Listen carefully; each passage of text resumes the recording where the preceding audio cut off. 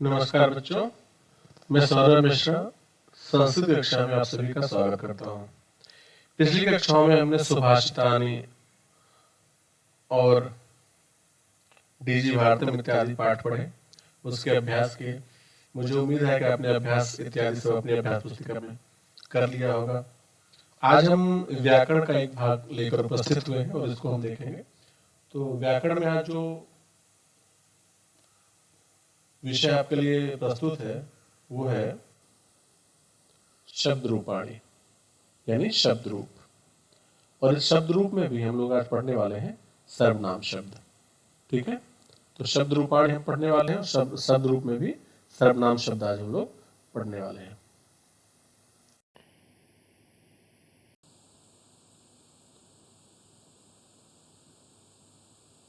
तो जैसा कि आप देख पा रहे हैं यहाँ पे सर्वनाम शब्द में पहला शब्द है अस्मद। अस्मद शब्द का मतलब होता है मैं, यानी मैं के लिए जो इंग्लिश में आप फर्स्ट पर्सन बोलते हैं उसके लिए जो प्रयोग में शब्द आता है संस्कृत में उसे हम अस्मद बोलते हैं। सबसे पहले इसका शब्द का उच्चारण देखते हैं, फिर इसका मतलब समझते हैं और इनका प्रयोग कैसे होता है वाक्यों में यह देखते हैं। तो अस्मद का प्रयोग अहम आवाम वयम, माम आवाम अस्मान, मया आवाभ्याम अस्माभिः, मह्यम आवाभ्याम अस्मभ्यम, मत आवाभ्याम अस्मत्, मम आवयोः अस्माकं, मयि आवयोः अस्मासु। अच्छा, सर्वनाम शब्द में प्रथमा से लेकर सप्तमी विभक्ति ही केवल होती है, संबोधनम नहीं होता है, वचन तीनों ही होते हैं। तो यहाँ पर आप देख रहे होंगे कि माँ, में, नौ नौ नौ, नह नह नह, ये एक्स्ट्रा दिया हुआ है। तो दोनों की जगह पर आप किसी का प्रयोग कर सकते हैं, माम और माँ का प्रयोग कर सकते हैं, मह्यम की जगह पर मे का प्रयोग कर सकते हैं, दोनों एक ही है। ठीक है, तो अक्सर करके इन जो छोटे शब्दों का प्रयोग हम संस्कृत कविताओं में यानी श्लोकों में देखते हैं। तो मैंने आपको बताया कि फर्स्ट पर्सन है, यानी संस्कृत में इसको उत्तम पुरुष के लिए प्रयोग में लाते हैं हम। अभी बताऊंगा कैसे उत्तम प्रयोग में पुरुष में प्रयोग होता है। इसका मतलब होता है मैं, तो मैं, हम दोनों, हम सब। ठीक है, आइए अगला शब्द है युष्मद। युष्मद का मतलब होता है तुम। इसका भी सप्तमी विभक्ति वही है और वचन तीन है।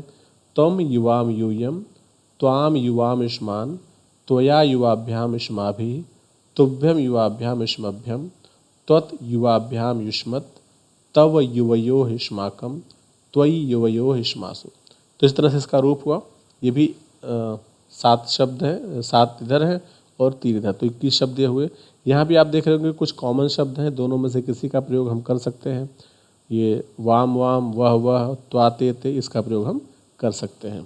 इसके बाद तीसरा शब्द जो आपके लिए सर्वनाम आज है वो है यत।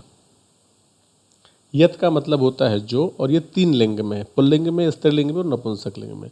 अच्छा ध्यान दें, अस्मद और युष्मद का कोई लिंग नहीं होता, ये तीनों लिंगों के लिए इसका प्रयोग होता है। पुल्लिंग के लिए भी होगा, स्त्रीलिंग के लिए भी होगा। सेम मतलब मैं अहम बोलना है, मैं तो लड़की भी बोलेगी और लड़का भी बोलेगा।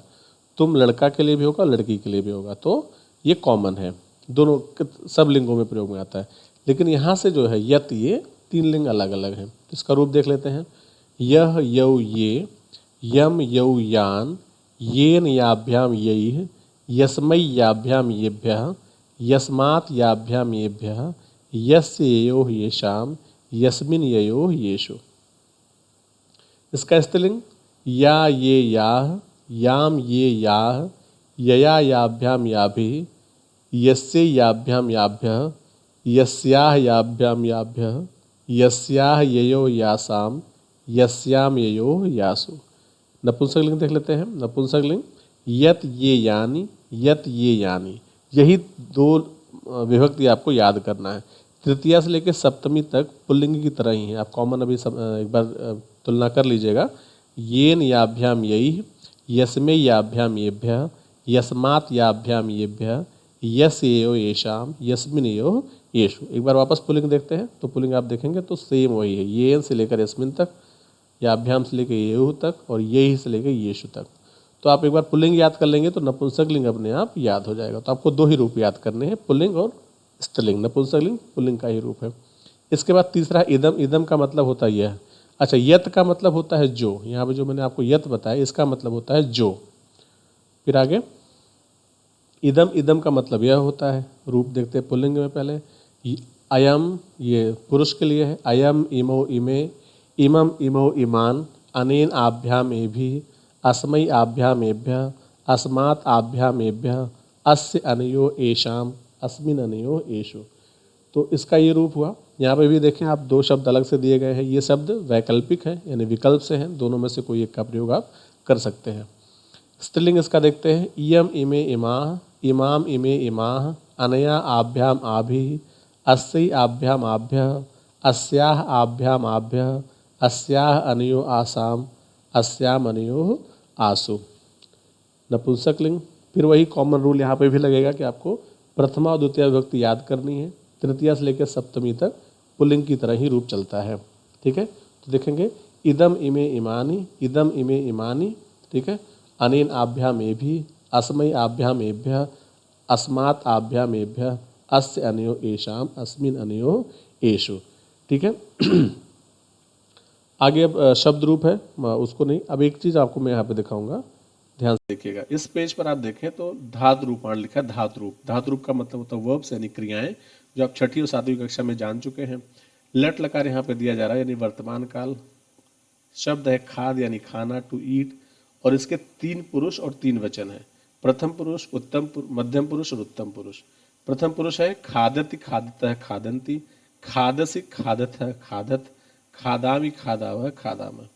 अब आपके दिमाग में एक प्रश्न आ रहा होगा कि ये जो सर्व, ये क्रियाएं हैं अलग अलग हैं, तो अगर हिंदी और इंग्लिश से कंपेयर करें तो वहाँ पे चीज़ें कुछ अलग होती हैं, यहाँ पे अलग है। यहाँ पे पुरुषों के हिसाब से ही क्रियाओं का प्रयोग होता है। उत्तम पुरुष, मध्यम पुरुष और प्रथम पुरुष, इस सीक्वेंस में हम आपको बताते हैं। सबसे पहले उत्तम पुरुष। उत्तम पुरुष की जो क्रियाएं हैं, इनके साथ जो कर्ता, यानी कोई क्रिया करने के लिए कोई कर्ता होना चाहिए, कोई वर्ब को परफॉर्म करने के लिए कोई सब्जेक्ट होना चाहिए ना। तो इस क्रिया को करने के लिए कर्ता कौन हो सकता है? कोई राम हो सकता है, लेकिन उत्तम पुरुष का कर्ता, उत्तम पुरुष को जो क्रिया है उसका कर्ता रिजर्व्ड है, एक ही कर सकता है वो। मध्यम पुरुष की जो क्रिया है उसका भी कर्ता रिजर्व्ड है। प्रथम पुरुष की क्रियाओं का कर्ता जो है वो रिजर्व्ड नहीं है, उसमें बहुत सारे वेरियस लोग हैं। तो सबसे पहले उत्तम पुरुष के क्रिया के कर्ताओं को देख लेते हैं। उत्तम पुरुष की क्रिया का जो कर्ता है यानी सब्जेक्ट है, वो पहला है जो आपने सबसे पहले रूप पढ़ा था सर्वनाम शब्द रूप में, क्या था? अस्मद। तो ये उत्तम पुरुष के लिए रिजर्व्ड है, यानी उत्तम पुरुष के जो कर्ता है, उत्तम पुरुष के जो भी शब्द आएंगे कर्ता की जगह पर, उनकी जगह, उनके साथ क्रिया जो होगी वो हमेशा उत्तम पुरुष की होगी। अहम के लिए खादामी, आवाम के लिए खादावह और वयम के लिए खादामह। इसी अहम के साथ फिर क्रिया बदल सकती है, लेकिन वो उत्तम पुरुष की ही होगी। ठीक है, मान लिया खाद की जगह पिब आया, पिब मतलब पीना, तो पिबामी, पिबावह, पिबामह। मान लिया लिख आया तो लिखामी, लिखावह, लिखामह। मान लीजिए कि उसकी जगह लिख, लिख मतलब लिखना। मान लीजिए कि वद आया, वद मतलब बोलना, तो वदामी, वदावह, वदामह। मतलब क्रियाएं बदलेंगे लेकिन पुरुष नहीं बदलेगा, और उसके साथ जो एक कर्ता अस्मद है वो नहीं बदलेगा।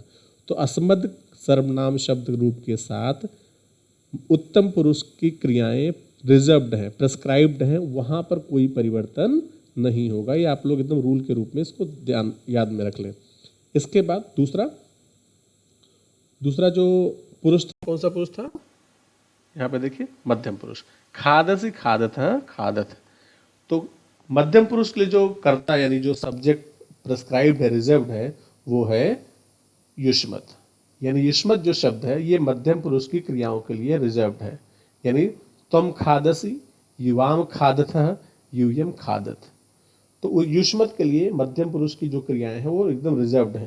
यानी मध्यम पुरुष के लिए हमेशा युष्मत का ही रूप आएगा कर्ता की जगह पे।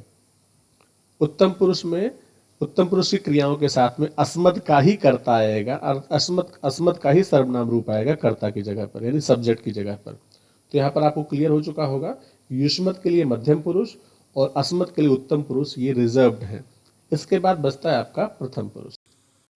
तो प्रथम पुरुष का आप सोचेंगे प्रथम पुरुष के लिए क्या है? इसके बाद जितने भी सर्वनाम बचते हैं, माने उत्तम पुरुष और मध्यम पुरुष यानी अस्मद और युष्मत के बाद जितने सर्वनाम बचते हैं और जितनी संज्ञा यानी नाम बचते हैं, राम, श्याम, मोहन, सीता, गीता, माता, पिता, राहुल, श्याहुल, जो भी है, जितने भी नाम हैं और जितने और सर्वनाम हैं अस्मद और युष्मद को छोड़ करके उनका प्रयोग प्रथम पुरुष की क्रिया के साथ किया जाता है। यानी प्रथम पुरुष की क्रिया के साथ जितने भी, अभी जो सर्वनाम मैंने आपको पढ़ाए कौन से, इदम, ये सारा सर्वनाम प्रथम पुरुष में आएगा। यत प्रथम पुरुष में आएगा। एतत् तत् प्रथम पुरुष में आएगा। तो जितने भी सर्वनाम आपको मैंने पढ़ाए हैं अब तक या पिछली कक्षाओं में, अस्मद युष्मद को छोड़ करके उन सारे सर्वनामों का कर्ता की जगह पर प्रयोग प्रथम पुरुष की क्रिया के साथ होता है। और सारे नामों का प्रयोग, चाहे वो राम, श्याम, मोहन, सीता, गीता, रीता इत्यादि जितने भी नाम हैं, इन नामों का अगर कर्ता की जगह पर हम प्रयोग कर रहे हैं तो उनके लिए क्रिया हमेशा प्रथम पुरुष की ही आएगी। तो यहाँ पे क्लियर हो गया, अस्मद के लिए उत्तम पुरुष, युष्मद के लिए प्रथम पुरुष और बचे हुए सारे सर्वनामों और संज्ञाओं के लिए मध्यम पुरुष, प्रथम पुरुष। तो इस तरह से आपका ये सर्वनाम वाला चैप्टर जो है ये क्लियर होता है। तो यहाँ पर आपको मैंने सर्वनाम बताए अस्मद युष्मद 2, यत के 3 जिसमें से 2 ही आपको याद करने हैं, एक तो अपने आप याद हो जाएगा नपुंसकलिंग। ऐसे ही इदम के 3 जिसमें से 2 ही याद करने हैं, नपुंसकलिंग अपने आप पुल्लिंग के हिसाब से याद हो जाएगा। तो इस तरह से आपको 3 3 6 और 2 8 ये 8 शब्द रूप सर्वनाम शब्द रूप जो है अपनी अभ्यास पुस्तिका में लिखना है और इसको कंठस्थ भी करना है, यानी याद करना है। आप कहेंगे सर याद कैसे होगा? याद करने का सबसे सीधा फॉर्मूला है कि एक बार आप लिखें फिर पढ़ें। यहाँ पे देखेंगे तो आप बहुत चीजें कॉमन मिलेंगी आपको। मैं ध्यान से फिर से बता दे रहा हूँ। अब जैसे आप द्विवचन उठाइए तो द्विवचन में आपको केवल 3 शब्द याद करना है। आवाम आवाम 2 शब्द हुआ, आवाभ्याम आवाभ्याम आवाभ्याम 1 शब्द हुआ और आवयो आवयो 1 शब्द हुआ। यानी 3 शब्द में पूरा द्विवचन खत्म हो गया। ऐसे अगर आप देखेंगे बहुवचन में तो यहाँ भी आपको, यहाँ पे तो परिवर्तन हर शब्द में है और एक वचन में भी परिवर्तन है। तो एक वचन और बहुवचन में परिवर्तन, लेकिन द्विवचन में केवल 3 शब्द याद करने। ऐसा सारे रूपों में लगभग है। तो आपको रूप याद करने में बहुत असुविधा नहीं होगी और ज़्यादा दिक्कत होगी तो आपको वापस जो मैंने पढ़ करके आपको सुनाया बार बार सुनने से भी याद हो जाता है। ठीक है, तो आज हम लोग इस व्याकरण के चैप्टर को ही समाप्त करते हैं। मिलते हैं फिर अगली कक्षा में, तब तक के लिए धन्यवाद।